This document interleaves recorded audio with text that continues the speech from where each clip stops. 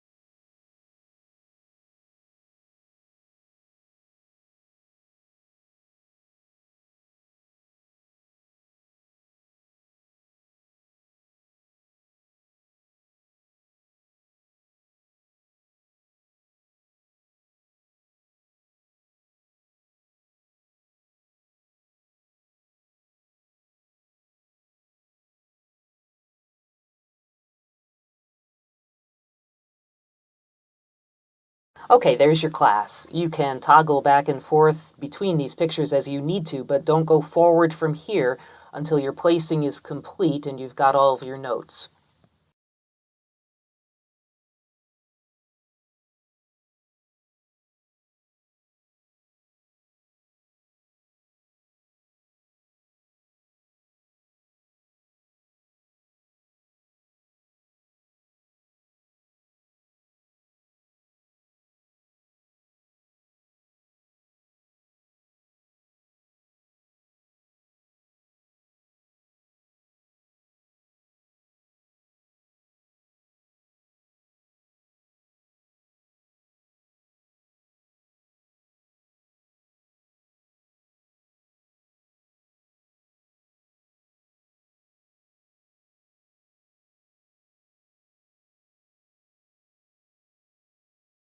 This is how we would place this class and our cuts. If you want to change the placing or adjust the cuts a little bit, that's perfectly okay with me. Our purpose is just to provide you some classes to practice with. Doing reasons for us on this class is Kennedy Crothers, a Jersey breeder originally from Maryland and now in New York. Kennedy is in her second year at SUNY Cobleskill and was on their very successful judging team this past fall. Not only did her team win the national contest at the World Dairy Expo, but Kennedy pretty much swept the individual awards, capping the night as the high individual overall. 2134 is my placing for this class of brown Swiss 4-year-olds. The light-colored 2 easily brings herself to the top of the class today for her advantages in angularity, style, and the clear advantage she has in her mammary system. 2 is more refined through her head and neck, more trim about her dewlap and brisket, blending more smoothly from her neck to her shoulders and her shoulders into her barrel. 2 is harder and straighter over her top line, being higher in her chine and stronger through her loin. Moreover, 2 exhibits a greater arch and spring to her rib. 2 is more nearly level from her hooks to her pins, with a greater incurve to her thigh, and a higher, more centrally located thorough placement, allowing 2 to track more comfortably on a set of feet and legs that is flatter in the hock and stronger in the pasterns. Next, 2 excels in her mammary system.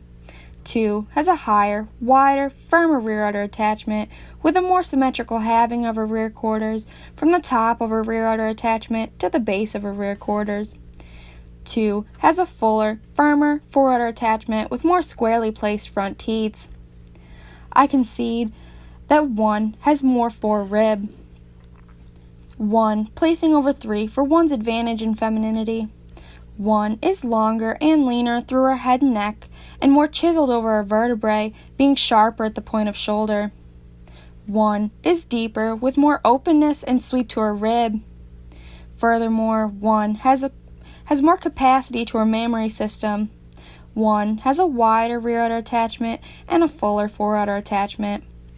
I admit that 3 is more nearly level on the udder floor and has more squarely placed teats. 3 uses her advantage in mammary system to place over 4. 3 has a higher, wider rear udder attachment with a more defined rear udder cleft. 3 has a longer, stronger, more venacious fore udder attachment that blends more smoothly into her body wall. Additionally, 3 uses her advantage in size and scale, being longer from head to tail. While I admire 4's long dairy neck and feminine front end, she is a poor-uddered cow who lacks the strengths to her mammary attachment. It is for these reasons that I place this class of brown Swiss 4-year-olds 2134.